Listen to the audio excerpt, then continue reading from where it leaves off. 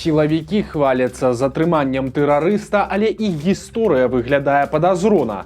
Лукашенко вызначае прыярытэты прыярытэтаў, а насельніцтва Беларусі працягвае істотна скарачацца. Вітаем, сябры! Гэта наша Ніва, і зараз мы ўсё вам раскажам.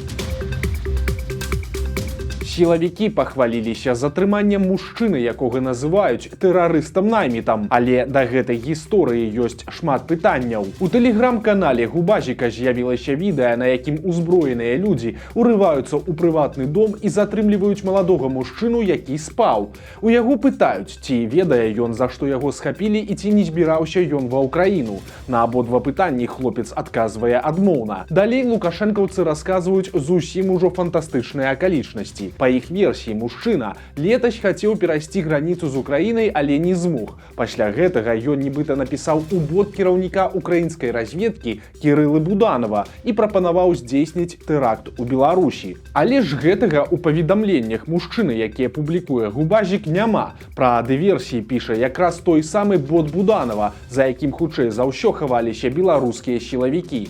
Таксама яны сцвярджаюць, што затрыманы спрабаваў звязацца з амбасадай Польшчы з просьбай аб тэрміновай эвакуацыі, але доказаў гэтаму таксама ніякіх няма. Атрымліваецца, што губазікаўцы ведалі пра існаванне тэрарыста, які жыве побач з Мінскам, але нічога з ім не рабілі. А пасля тэракту пад Масквой вырашылі запісаць эфектнае відэа і абвінаваціць мужчыну ва ўсім на свеце.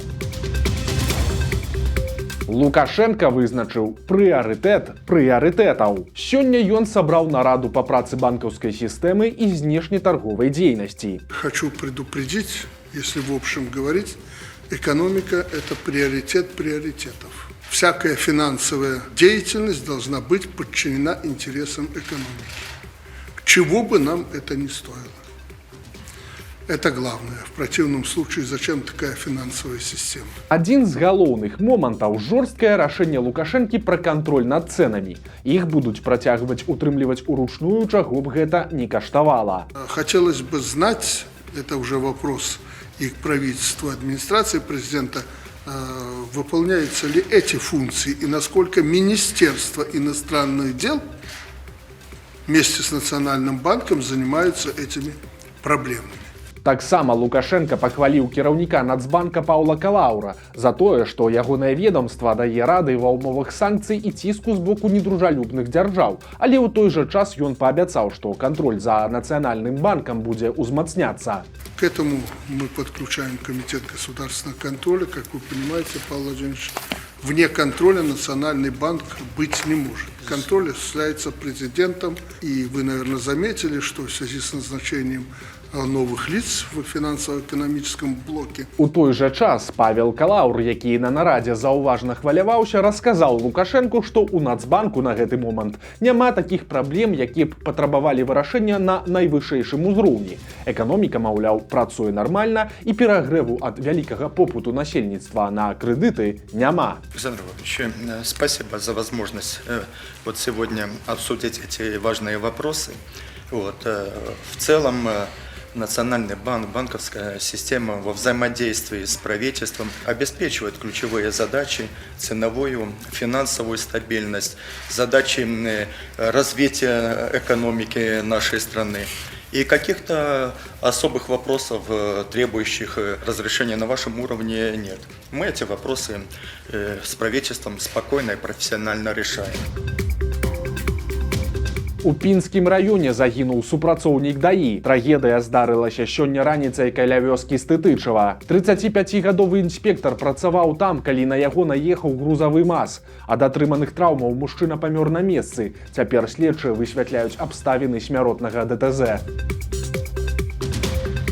Беларусаў становіцца ўсё менш і менш. Белстат апублікаваў звесткі пра насельніцтва Беларусі. Цяпер гэта 9 мільёнаў 155 тысяч 978 чалавек. За год беларусаў паменела амаль на 45 тысяч, а гэта супастаўна з насельніцтвам такіх гарадоў, як Ваўкавыск ці Слонім. Прычым насельніцтва скарачаецца па ўсёй краіне і ў Мінску таксама. У сталіцы налічылі 1 мільён 993 тысячы жыхароў. З буйных гарадоў насельніцтва вырасла стала толькі ў Гродні, Брэсце і ў Лідзе. Прычым абласны цэнтр на Нёмане абагнаў Віцебск і стаў трэцім па насельніцтве горадам Беларусі. Тут таксама варта адзначыць, што рэальная колькасць жыхароў яшчэ меншая, бо Белстат улічвае беларусаў, якія з'ехалі з Беларусі за палітыкі ці як эканамічныя мігранты, але па-ранейшаму маюць рэгістрацыю ўнутры краіны.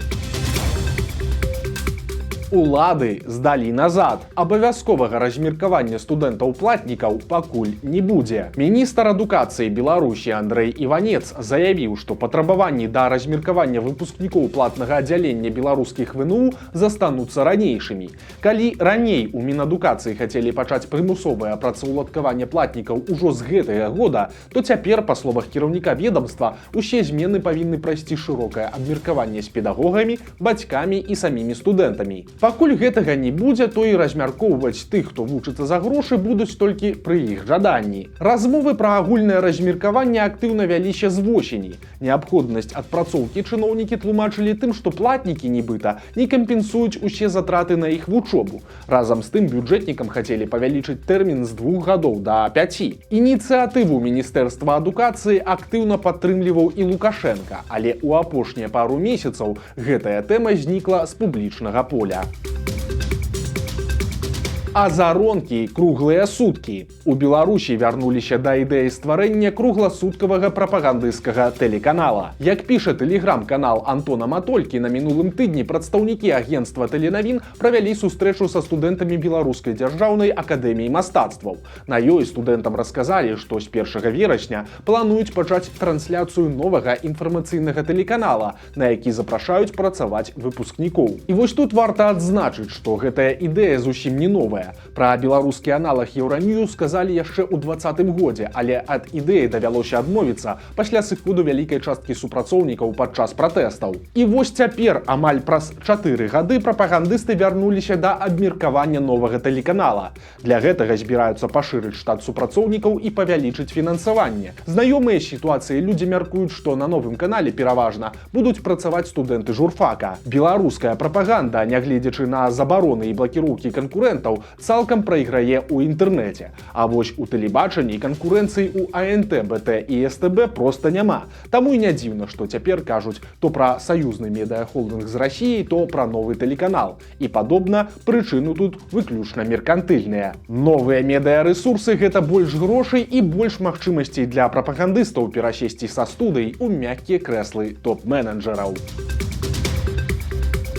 Масавыя арышты адбываюцца ў Віцебскай вобласці. Там затрымалі аж 19 чалавек. На затрыманнях працавала спецыяльнае падраздзяленне па барацьбе з тэрарызмам «Алмаз». Але ж затрыманыя не тэрарысты і нават не палітычныя, а браканьеры, якія, праўда, дзейнічалі з вялікім размахам. Калі верыць сілавікам, то фігуранты займаліся незаконным паляваннем з верталёта і здабывалі чырвонакніжнага бурага мядзведзя. У кватэрах і дамах падазраваных прайшлі ператрусы. У іх канфіскавалі зброю, боепрыпасы і нават машыны, якія былі задзейнічаныя ў паляванні.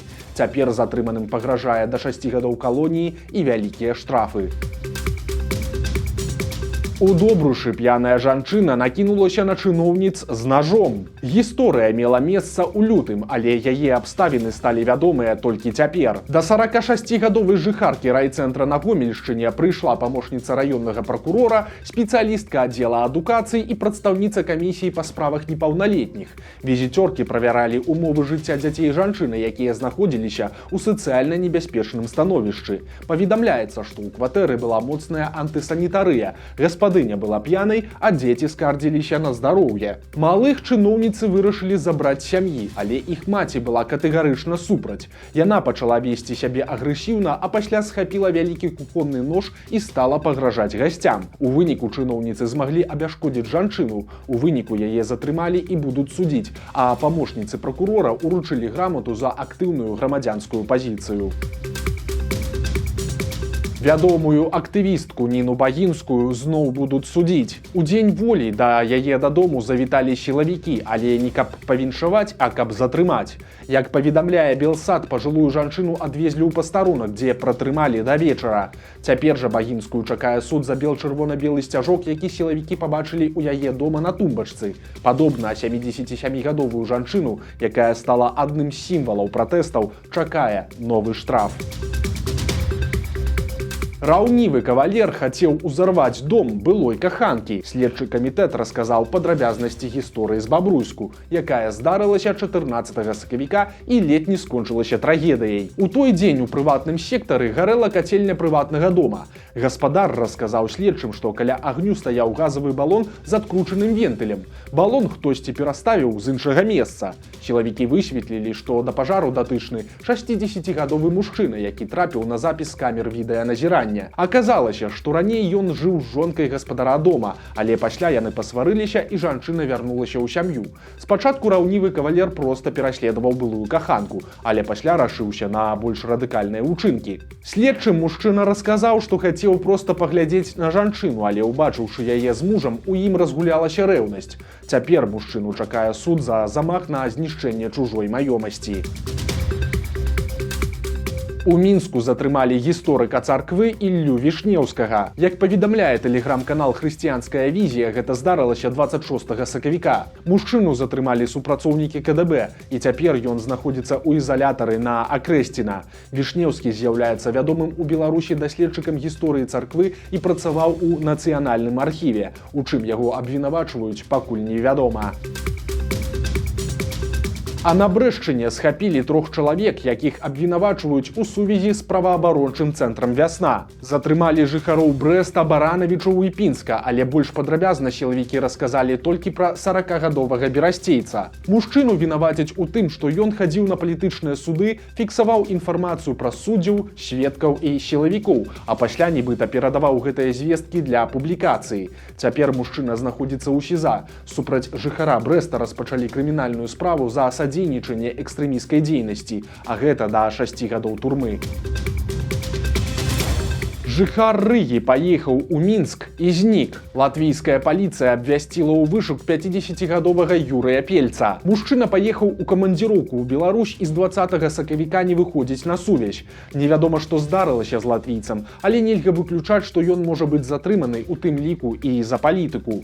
Летась латвійскія ўлады заяўлялі, што ў Беларусі за апошні час затрымалі 25 грамадзян балтыйскай краіны. Праз адсутнасць дыпламатычных адносін ім не могуць аказаць юрыдычную дапамогу.